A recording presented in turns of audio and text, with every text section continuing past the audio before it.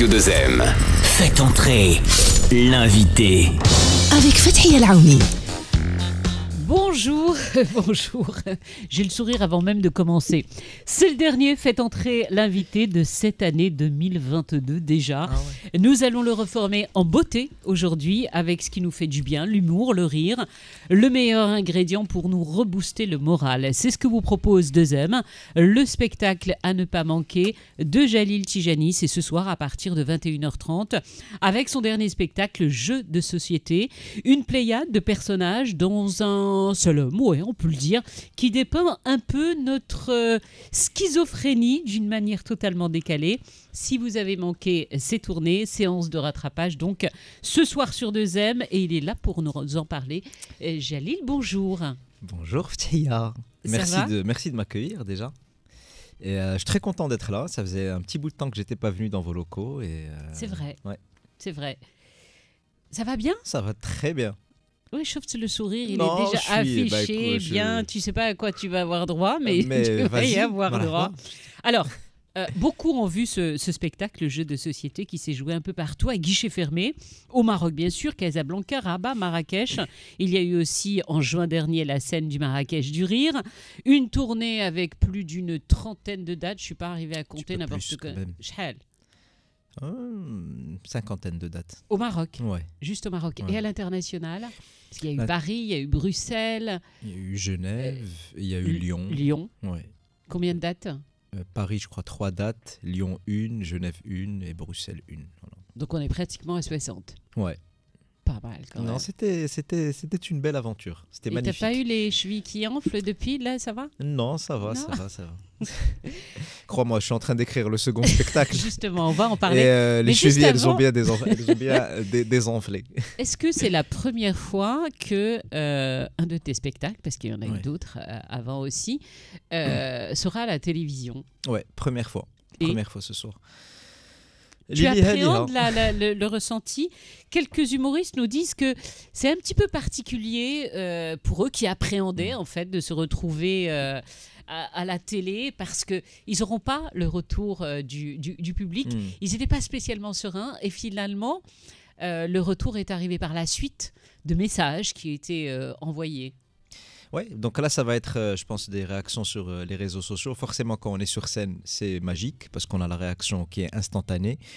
Et c'est ça qui est beau et on se sent protégé par le théâtre et on sent qu'on peut dire énormément de choses.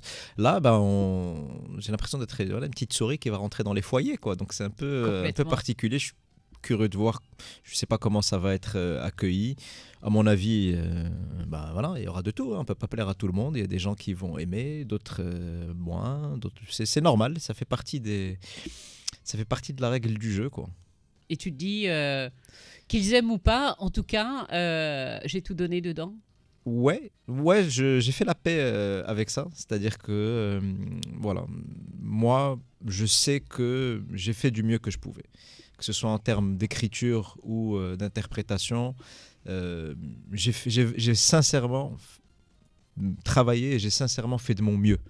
Donc maintenant, voilà, je pouvais pas faire sur ce spectacle en tout cas, je pouvais pas faire mieux. Donc voilà. On écoute un petit extrait. أكيد فعلا أستاذة ولكن دابا إلا جيتي تشوف أستاذة المشكل لا بوليتيك ديال ليطابليسمون ماشي زوين ونحن كاع غير أستاذة حيت دابا أنت كتقرا دو دغوات ا غوش أنا كنقرا دو غوش ا دغوات اون فا جامي سكروازي أستاذة سي دوماج أستاذة عافاك أنا بغيت جوست لو باك باش نمشي ندير لي زيتود بغيت نمشي لباري أستاذة باري دو توت فاسون ايوا غادي ندير إراسموس في عربي سعودية أستاذة باش نكونوا واضحين أستاذة عافاك ما بغيتش نسوقو شحال غتعطيني في نقود لا موين بغيت جوست لا موين باش نسلت شحال أستاذة نصف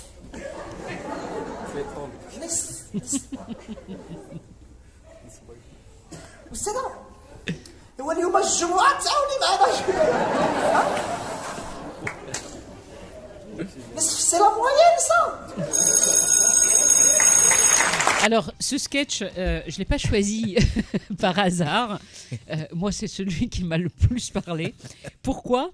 Parce que ça a parlé à beaucoup de monde, notamment tous nos Marocains résidant à l'étranger, dont l'arabe n'est pas parfait, certes. Ouais. On parle bien d'Alija, mais quand on se retrouve dans des situations C'était le particulières, Fosha, le niveau de Fosha d'Yeli, il était. il l'est toujours. Hein. Il est. Là, j'ai pris des cours particuliers. Ah bon ? Ah ouais, attention. Ah oui, non, Ouais, ça y est, ouais, pas j'ai sûr. pris, mais c'était le niveau de Fosha d'Yeli à l'époque du lycée, quand Daef Bzef. Et c'est un sketch qui est autobiographique en fait, parce que j'avais passé mon bac arabe à l'oral. Et ça c'était pas très bien passé. Vas-y, annonce la moyenne. Là, T'as eu combien ? Le bac de français. Je crois que j'avais eu 6. Elle m'avait Non, donné. le bac d'arabe. En En arabe. 6, Sta. c'est pour le sketch, mais j'avais eu 6. Et puis voilà, c'était un truc, on va dire c'était un peu un espèce de petit complexe et j'avais besoin d'en rire. J'avais besoin de rire de le complexe. Voilà. Mais je pense que beaucoup se sont reconnus dedans. Une question, vous êtes combien exactement ? Est-ce que tu arrives à chiffrer, de savoir combien vous êtes dans ta tête ? Il y en a un, Non, il n'y en a pas qu'un. mais avec des clones. Non, vous êtes combien dans ta tête ? Là, c'est la question de... Ouais, on est tous multiples en fait. Hein, et, moi, en tout cas, je prends un plaisir incroyable à incarner des personnages. Ça me permet de voyager en fait, de me mettre dans la peau d'autres personnes, de sortir de moi. Et tant qu'il y aura des personnages, ben, je serai multiple. Et je pense que c'est une expérience, enfin pour moi, en tout cas, c'est une expérience hyper enrichissante d'être autre chose que soi-même. Voilà. Mais ça ne va pas être quand même si facile que ça. Parce que ce sketch jeu de société, porte bien son nom, Oui. la société, c'est nous, en fait, que tu dresses de manière totalement décalée. Et Cette bien société évidemment. est un grand jeu. Voilà. Mais le schizophrène, en réalité, Oui. c'est toi. Oui, mais tout le monde joue en fait. Moi, avec mes yeux, mes petits, c'est comme ça que je le vois. J'ai l'impression que à la seconde où une personne passe le pas de sa porte et qu'elle va au bureau, ça y est, le jeu a commencé. Hein, voilà, il faudrait voir dans l'intimité chez les gens comment ça se passe. Mais moi, je le vois comme ça. Cette société est un jeu. On endosse tous des rôles. Et moi, je ris de ça parce que ça me fait rire. Je vois, ça se voit généralement un petit ton, une manière de marcher. C'est ce petit rajout qui se passe en société qui, moi, m'amuse, qui me fait rire. Et puis, j'essaye humblement de. Il y a combien de personnages dans Jeux de société ? Si je me trompe pas, 12. 12 personnages. Ouais, 12 personnages, ouais, exactement 12. Qui t'habitent. Ouais. Tu t'es déjà fait soigner ou tout va bien ? Non, au contraire, je veux pas. Ah, tu veux pas. Surtout pas. Si je suis soigné, j'arrête le métier, tu vois. On va en écouter quelques-uns de ces personnages. Tu veux des nems? C'est épicé, hein? Abdelkrim, ouais, tu lui mets les jahannam. Ouais, je te disais, tu sais, j'ai honte de le dire, mais astaghfirullah. Aïe, je faisais de la musique. Tfou. Ça, c'est le boucher? C'est pas un boucher, c'est quelqu'un qui tient un kebab en fait. Donc, voilà. Et j'ai vraiment rencontré ce monsieur qui m'a inspiré ce personnage. C'est un monsieur qui visiblement avait opté pour une version assez rigoriste des textes religieux, mais qui avait un véritable c'est joliment dit ça, oui, rigoriste des textes religieux. Oui, pour pas dire autre chose. Okay. Il avait de la henna au bout de la barbe, quoi. Et il me disait qu'en fait, quand il était plus jeune, il faisait du rap, mais c'était un rappeur en fait, le mec. En fait, déjà juste cette information, moi, m'a réveillé, quoi. Et il a dû arrêter. Il me dit voilà, moi je suis rentré dans le djinn, j'ai arrêté la musique et tout, nanani, nanana. Et en fait, je sentais dans son regard qu'il y avait une petite mélancolie. Et il m'a touché en fait. Il m'a vraiment touché. J'étais là, waouh. En fait, à la fois il me fait rire, mais à la fois il est touchant parce qu'il est complexe en fait. Voilà, c'est un garçon qui avait une passion, qui était sûr et certain qu'il devait arrêter ça, mais au fond de lui, tu sens qu'il avait encore de l'affection pour ça en fait. Et il m'a touché, j'en ai fait un personnage. qui est extraordinaire. Ouais, j'aime beaucoup. Non, ce celui-là, il est personnage. très... On en écoute un autre. Bah moi si tu veux bon j'avais fait ma licence à Ibiza. Mon master à Mykonos et là je suis rentré. J'ai passé un entretien avec mon père. Ouais, alhamdoulilah ça s'est super bien passé. Bah j'ai été recruté en tant qu'apprenti PDG. À la vie. Lui, c'est qui? Oh, celui-là, pour être honnête, il a été assez facile à écrire. Parce que je me suis servi un petit peu dans les gens avec qui j'avais grandi, quoi. Donc c'est un personnage qu'on retrouve un peu dans n'importe quelle ville, quoi. C'est une espèce de kéké, quoi, qui est en boîte de nuit. Voilà, qui a passé... Qui a la cuillère en argent dans la bouche. Voilà, exactement. La Bessahler, il a besoin de rien, il n'a même pas besoin de bosser d'ailleurs. Voilà, exactement, il n'a pas besoin de bosser. J'appelle papa et tout va bien. Voilà, exactement, espèce de fils à papa. Et, lui, il était assez facile à écrire, honnêtement, mais ouais. Ça se passe toujours en observant les autres, tout ce que tu écris. Tu regardes autour de toi la vie quotidienne, où que tu sois d'ailleurs au Maroc et ailleurs, et c'est ce qui t'inspire le plus souvent? Oui. En fait, c'est notre vie quotidienne qui t'inspire. Oui, ouais, c'est le... Je sais pas, j'aurais du mal à le décrire, mais c'est comme s'il y avait un bug parfois dans la matrice. Et ben je repère les bugs en fait. Et dès qu'il y a un bug, je suis là, quoi. Et donc oui, c'est même en moi, hein, attention, c'est d'où tout le principe de l'autodérision, c'est que j'essaye aussi d'avoir une espèce de... C'est un travail aussi introspectif, parce que c'est un bon moyen espèce de catharsis, de gérer les soucis qu'on a avec soi-même aussi, quoi, d'essayer d'en rire. À partir du moment où on a vécu des choses qui peuvent être douloureuses, mais qu'on a réussi à en rire, généralement, on va beaucoup mieux. En tout cas, moi, je vais mieux. On écoute un autre personnage. Une grande famille. Khdak un chihuahua de Fès, où il a été dressé à Paris, où son père, le chien de l'ambassadeur. Ça, c'est ce qu'on appelle, et c'est un peu péjoratif, la Madame Tzazi, quoi. Oui, espèce de 2.0, quoi. Bah oui. Je considérais qu'il y avait encore des choses à dire sur cette joyeuse bourgeoisie qui nous entoure. Gad l'avait fait dans les années 90, dans un sketch mémorable. Énorme. Bah oui, un sketch qui m'a bouleversé étant plus jeune. Et puis, voilà, je trouvais que cette bourgeoisie avait évolué, qu'il y avait encore des nouvelles choses à dire là-dessus. Donc, en m'inspirant de ce sketch, j'ai essayé de le mettre au goût du jour par rapport à ce qui se passait aujourd'hui. Donc là c'est le mariage pour chiens en fait. Voilà. Donc, je savais pas, mais il y a des mariages pour chiens en fait. Mais ça existe vraiment? Ah non, mais c'est pas. Alors le problème de ce spectacle, il y a un grand problème, c'est que parfois la réalité dépasse la fiction. C'est-à-dire que les gens ils voient le spectacle, ils me disent c'est pire que ça. Donc voilà, c'est la démesure voilà, de cette société en même temps, quoi. On vit dans une société, le grand écart, quoi. Il y a des gens qui galèrent et d'autres qui font des mariages pour chiens. Mais la Maria et tout. Mais non. Ah si, qftan الكلب méchant. Tu l'as vu? Les croquettes. Ah, tu ouais, l'as vu? bah, oui, bien sûr. Je te donnerai même... Non, c'est pas la peine, je sais pas. Très bien. Ce qui est génial, je trouve, dans voilà. Ce que je trouve génial dans ce spectacle, et je pense que c'est un petit peu les raisons, si j'ose dire, de son succès, c'est que chacun peut se reconnaître à travers certains personnages. Oui. Que ce soit la prof, que ce soit la bourgeoise, que ce soit le chauffeur de taxi, bien évidemment. Tout le monde on se dit, cette scène, elle nous parle à un moment donné. Et ce qui est encore plus extraordinaire, ça s'est pas passé qu'ici, même dans ta tournée internationale. Ouais, même dans ma tournée internationale et même au Maroc. On va pas se mentir, parfois, regarde, j'ai appris énormément de choses en fait durant cette tournée. Sur la propre société dans laquelle on vit, parce qu'en fait dans le spectacle il y a des personnages qui parlent déjà et il y a des personnages qui parlent en français. Le choix, c'est pas un choix linguistique, c'est que pour moi le personnage qui parle déjà dans la vraie vie, je l'ai fait en déjà, et celui qui mélange les deux, il mélange les deux, et celui qui parle que français, il parle. C'est plus un souci de justesse. Ouais. Mais Et il m'est déjà arrivé même de jouer dans des... j'ai pas mal tourné quand même avec le spectacle. J'ai joué à Jdida, à Sfi et tout.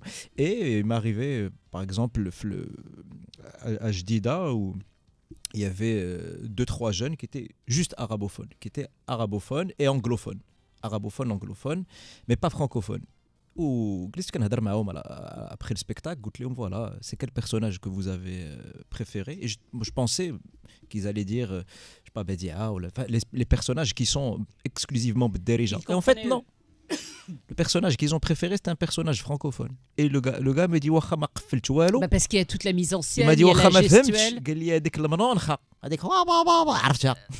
Il a reconnu. Ouais, et voilà. Et en fait, voilà, moi aussi, ça m'a donné une leçon aussi sur ce que je pensais qui allait plaire ou non à telle ou telle personne. Très sincèrement, tu t'attendais à ce que ça marche aussi bien, ce spectacle? J'imagine que bien évidemment, quand on travaille énormément et sur l'écriture et sur toute la mise en scène d'un spectacle, c'est énormément de travail. Ouais. Mais quelquefois, on se dit, ouais, ça va marcher. Mais là, ça a été un carton quand même, parce que ça a été à guichet fermé. Je l'ai toujours su, bien évidemment. C'était écrit, quoi. C'est les planètes qui s'alignent, c'est le talent. Non, bien évidemment, le doute est là. La scène, c'est un endroit où voilà, on est seul quand même. Il faut faire rire les gens, donc une petite... Bien évidemment, il y a toujours... l'appréhension. Oui, bien sûr, il y a toujours une appréhension. Mais ce qui rassure, c'est le travail. Voilà, ça peut paraître un peu basique, mais ce qui te rassure, c'est l'entourage, c'est-à-dire les gens avec qui tu travailles. Comme chez Bouhdek, tu vois, tu es un metteur en scène, directeur artistique parfois, qui te dit voilà, tac, reviens. Tu as toute une équipe en fait. C'est ce qui permet pour moi de... Et puis ensuite, le rire, ce qui est... Mais ça représente quoi justement le rire pour toi? Tellement de choses. Le rire, pour moi... Mais encore le rire, c'est... Ce qui est magnifique, en fait, dans une salle de théâtre, ce qui est merveilleux dans une salle de théâtre, c'est que tu as deux personnes qui se sont jamais croisées, qui sont d'âge complètement différents et qui vont rire en même temps sur une chose. C'est l'art de créer du lien, en fait. C'est-à-dire que ces deux personnes qui sont d'un âge complètement différent et qui se sont jamais croisées, elles ont ri à la même chose, ça veut dire qu'elles ont quelque chose en commun. C'est l'art de trouver ce qu'il y a en commun chez les gens, en fait. Et ça, je trouve ça magnifique. Et puis, physiologiquement, c'est une tension qui se dénoue, quoi. C'est-à-dire que c'est une espèce d'expérience un peu... c'est très physique aussi, le rire. Les gens, tu sors moi, j'ai déjà sorti en allant voir des collègues humoristes, spectacle où tu sors, tu es fatigué, quoi. J'ai tellement ri que j'étais fatigué, quoi. Oui, tu as mal à la mâchoire. Ouais, mais oui, c'est magnifique. Jalil Tijani, tu as fait, on en a parlé, une tournée énorme avec ce spectacle, le jeu de société, le public était là. Cette diffusion ce soir sur le petit écran, je rappelle l'horaire, à partir de 21h30 ce soir, 21h25 même, me dit-on dans l'oreillette. 21h25 ce soir sur 2M. Est-ce que c'est pour dire adieu à ce spectacle qui a super bien tourné et sa fille en tourne une page? Bien sûr. C'est la dernière, quoi. Ouais. Il faut savoir tourner les pages. Non, parce qu'on a cherché des extraits des spectacles, on ne trouve nulle part. Hein? Non, mais on a cherché énormément pour trouver ce spectacle. J'ai réussi, en images. J'ai fait la poule. Vraiment, j'ai protégé mes œufs. Ah ben on l'a vu. Hein. Et oui, parce que je voulais que les gens le découvrent sur scène d'abord. Maintenant que cette aventure est terminée, oui, c'est une manière de tourner une page, de dire adieu à ce spectacle et à ces personnages à qui je me suis attaché parce que je les ai défendus pendant des années. Et c'est le moment de commencer une nouvelle aventure. Et c'est assez émouvant en fait. Hein. Ben ouais, je suis sur le point de chialer. Ça fait combien de temps que tu vis avec ces personnages? J'ai commencé à les écrire, certains en 2015. Ah ouais. Ah ouais. C'est toute une gestation. Hein. C'est 2016. Fin 2016, j'ai commencé à roder mon spectacle. Il était prêt, on va dire fin 2017. Je l'ai joué de 2018 à 2019. Après, il y a eu le Covid. J'ai pas pu le jouer pendant le temps du Covid. Et puis, je suis revenu pour Adik Lamini tourner à la fin, juste pour le filmer, en fait, parce que c'était frustrant. Mais voilà, oui, c'est un adieu. Ouais. Vous allez vous réunir, comment ça va se passer? C'est ce soir que vous vous réunissez tous? Avec Tout le monde, avec les personnages. avec le rappeur, avec la maîtresse, Eh avec ben là, le ouais, taxi, c'est avec c'est la dernière, c'est la dernière réunion. Ouais.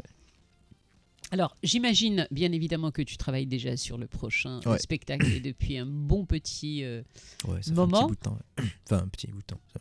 Et alors? Parce que tu crois peut-être pas que tu vas ressortir de ce studio sans rien dire. Helm. Ouais, ça va dans tous les sens, quoi. Ça s'arrange pas donc. Non, ça part dans tous les sens, mais ouais, je dirais pour l'instant un peu plus trash que le premier.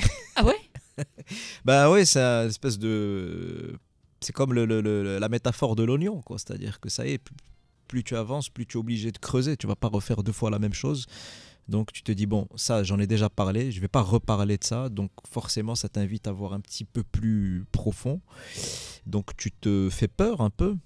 À toi-même, tu te dis, bon, c'est là que se pose la grande question que se posent beaucoup d'humoristes. Jusqu'où puis-je aller? Jusqu'où puis-je aller? Là, tu as l'intention d'aller très loin, si je comprends bien. Si je fais... après, je pourrais ressortir les mêmes persos, non, mais ça m'intéresse pas beaucoup. Donc, je creuse, je cherche. Voilà, peut-être que... De toute façon, c'est une grande séance de psychanalyse dans une salle de théâtre. J'ai commencé à Parfois, parler de crient. psy dès le début de cette émission. La vérité, il y a vraiment une dimension, parce qu'on a tous nos névroses, même le public vient. Complètement. Et donc parfois, pendant le spectacle, des gens crient, des choses qui sortent. Ouais, donc ça fait partie du... Non, mais c'est vrai, c'est une explosion d'émotions dans tous les sens. Quelquefois, on peut être ému, on peut rire aux éclats. Il y en a effectivement juste à côté, toi, t'es en train de rire aux éclats, et l'autre, lui qui ne ressent rien, était là, oh là là, je l'ai dérangé, mais finalement, sa fille, on se lâche. C'est vrai que, comme n'importe qui est sur scène, c'est vrai que c'est une explosion d'émotions. Mais quand tu dis ce prochain spectacle un peu trash, il va y avoir plusieurs personnages aussi? Oui. Obligatoirement. C'est un petit peu ta marque de fabrique depuis quelque temps. Oui, je déjà. serais obligé de... Ça, je suis lié à ça, quoi. Ouais, la construction de personnages, vraiment, c'est ce qui me stimule vraiment. Après, même la forme du stand-up reste très très très intéressante. Elle permet d'avoir un rapport simple avec le public et de lui parler directement. Donc j'aime bien l'idée aussi de choses que je ne faisais pas dans le jeu de société. Je pense faire moi-même mes transitions. Alors qu'avant j'utilisais des transitions lumière, des transitions sonores. Disons que, parce que j'avais pas suffisamment... Disons que là j'ai plus confiance en fait, j'ai gagné en confiance. Et en expérience, en fait, comme dans n'importe quel métier, quoi. En fait, à force de faire, bah, tu progresses. Et comment on fait une transition? Bah, on l'a fait soi-même à l'oral, quoi. C'est-à-dire en racontant, par exemple, je vais vouloir croquer un personnage, bah, je vais raconter dans quelles circonstances je l'ai rencontré, pourquoi il m'a fait rire. Et amener, prendre le spectateur par la main et l'amener et le conduire jusqu'au personnage. Alors qu'avant, je mettais un noir, je mettais une petite musique d'ambiance et puis je ramenais le personnage comme ça, en faisant une petite intro dans le personnage. Mais là j'ai envie de plus raconter. Ça va être plus intime. D'accord, ça va être et encore au plus bout intime, de 5 minutes, il parle de quoi, ce spectacle? Ça va dans tous les sens. Oui, ça parle de pas mal de choses. Ça parle je pense que ça parle pas mal de mœurs quand même. Voilà. Pas mal de mœurs. Ça parle de lois. Ça parle des lois marocaines. Ça parle de politique. Ça parle d'histoire. De politique. Oui, bien sûr. Ça parle de politique. Ça parle de l'histoire aussi, l'histoire du Maroc un peu. Et puis, ça parle de phénomènes, on va dire, beaucoup plus contemporain, où je fais quand même un moment, une analyse sur cette joyeuse société dans laquelle on vit aujourd'hui, quoi. Voilà. Très très bien. Tu vois, ta fille, ça, non, c'est pas mal, ça me parle. Yeah. Ça me parle. C'est pour quand? C'est-à-dire 2023, ce sera... 2023, très certainement, ce qu'on appelle le rodage, c'est-à-dire où on teste les sketchs. Voilà, l'idée c'est de trouver une petite salle intime dans laquelle on se sent bien et puis de commencer... Mais est-ce que justement vous en avez c'est vrai que par exemple en France, il y a énormément de toutes petites salles. Oui. pour les petits stand-up, non, comme ça, on le voit. Ici, on aime bien les le grandes Maghreb, salles. mais Les Maghreb, grandes il y a. salles. Ah, de la salle, ouais, grande salle. Non, mais Ah non, mais les justement- grandes salles. mais pour les rodages, les petites salles, il n'y en a pas. Il y a des petites salles. Si, quand même. Il y en a, il faut les trouver, mais il y en a. Ouais, ouais. D'ailleurs, je lance un appel. Vas-y. Non, ce serait bien qu'il y ait beaucoup plus de Bah oui. de petites salles, en fait. Des petites salles de quartier. Voilà. Il y a même des gens qui ont lancé des super initiatives de bus. Il y avait un bus de théâtre. C'est Hamza Bouliz qui avait lancé ça. Donc, comme quoi, oui, il faut lancer ce genre d'initiative. Et donc, la toute petite salle de théâtre, c'est un format magnifique. Tu lui as déjà trouvé un titre à ton prochain spectacle? Non, j'avais pensé à Tabou. Après, je me suis dit non, c'est pas suffisant. Non, c'est pas suffisant là. Ça fait un peu titre de sociologue aigri. Mais j'aime bien cette notion la notion de tabou m'intéresse. Ce mot me. Bah, déjà, si tu es sur les mœurs, sur, Ouais. en fait, sur les non-dits aussi, Ouais. quelquefois, parce que c'est vrai voilà, chez nous, il y en a beaucoup des non-dits à plusieurs niveaux de notre société, quoique quelquefois, Mais beaucoup de choses se fracassent ces derniers temps aussi. À ce C'est une niveau-là. manière très raffinée d'être dans le non-dit. C'est qu'on a recours à l'espèce de subterfuge social. On redouble on va dire, de créativité quand il s'agit de ne pas dire les choses. Est-ce que les informations t'inspirent? Les news, ce qui se passe, les événements, Oui, Pas mais plus que ça. pas systématiquement, quoi. L'idée pour moi, par exemple, de rebondir sur l'actualité systématiquement, c'est pas forcément. Une fois oui, une fois non. Mais faut que ça m'intéresse. Ouais. Une dernière question. Ça y est, c'est En déjà fait, fait. bah oui, non, mais ça Oh. va être très très bien. Justement parce qu'il y a les news qui arrivent à 13h30. Ce soir, à partir de 21h, notez bien, 21h25. 21h25, le spectacle jeu de société de Jalil Tijani. À tous ceux qui nous écoutent et qui vont te retrouver ce soir, qu'est-ce que tu as envie de leur dire? Alors, ils ne nous écoutent pas qu'ici. Parce que ça, c'est formidable sur Radio 2M. Ils nous écoutent dans le monde. Dans le monde. Là, c'est Oui. le monde. Oui, le podcast à retrouver d'ailleurs de Jalil Tijani à partir de Alors, tout à laissez-moi l'heure. parler au monde. Vas-y, parle au monde. Adresse-toi au monde. Si j'avais cru qu'un jour. Le moins sérieusement possible d'ailleurs. Franchement, je sais pas quoi dire au monde. Tu m'as mis le stress avec le monde. Mais pas du tout. Tu Bah aurais oui. dû me dire. Hanna مغاربة حنايا في le monde Bien entier. sûr. Ben Non, alors. écoutez, j'espère juste au fond de moi, parce que tout à l'heure je disais oui, ma part du boulot est faite, qu'ils aiment. Non, au Voilà, fond ça. de moi, j'espère que les gens vont passer un bon moment. J'espère que les gens vont rire, parce que au final, il s'agit de ça. Il s'agit de rire. Et j'espère qu'ils vont passer un bon moment, qu'ils vont se reconnaître ou reconnaître certains personnages. Et voilà. Et le rire, pour moi, c'est de la bienveillance. Et je pense que le monde dans lequel on vit a besoin de rire. Vive les artistes, vive les humoristes et vive la bienveillance. La bienveillance. نتمناو اللي عايشين معنا شوية الخير. Un peu de bienveillance. Voilà. Bon, je la ramène plus après ça. Il est 13h39. Dans une poignée de secondes, maintenant, l'essentiel de l'actualité de la mi-journée, ce sera à 13h30. On se dit à très vite. À très vite. Moi, J'ai glissé.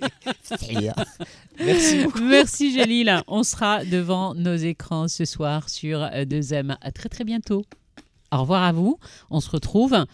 On se retrouve, figurez-vous, pour l'hebdo déjà, ce vendredi, et puis ensuite à l'année prochaine. Mais avant ça, on se retrouve pour l'hebdo.